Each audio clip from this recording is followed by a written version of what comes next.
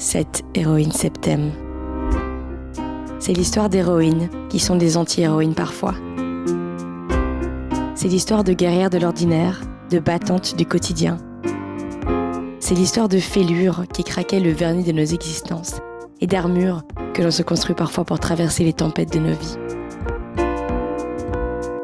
7 femmes exceptionnelles ont accepté de fendre leur armure pour raconter ces fêlures, ces batailles qui ont chahuté leur vie ou bouleversé leur cœur aujourd'hui.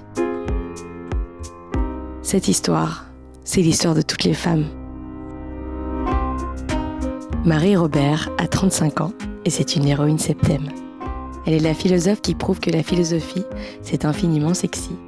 Elle est l'autrice de 3 livres publiés chez Flammarion, et comme son immense intelligence n'a d'égal que sa capacité de travail, elle est aussi professeure et fondatrice d'école Montessori. C'est elle qui dévoile sa fêlure aujourd'hui. Aujourd'hui, je fends mon armure pour vous raconter ma rupture. En fait, il y a quelques années, j'étais dans une relation de couple avec quelqu'un que j'avais rencontré au lycée, ma première véritable histoire d'amour, et quelqu'un avec qui ça a toujours été pas tellement l'évidence, parce que les premières histoires d'amour, c'est pas une question d'évidence, c'est juste que les choses se font et puis les années passent et on s'en rend pas compte. En fait, on devient un couple qui est un couple établi, qui est un couple qui a passé du temps ensemble. Ce qu'il y a de fascinant avec les histoires d'amour qu'on commence très jeune et qu'on arrive à faire tenir suffisamment longtemps en fait pour être déjà dans l'âge adulte, c'est qu'inconsciemment, on se le formule même pas, parce que c'est pas un choix comme on peut en avoir sur des histoires adultes en fait.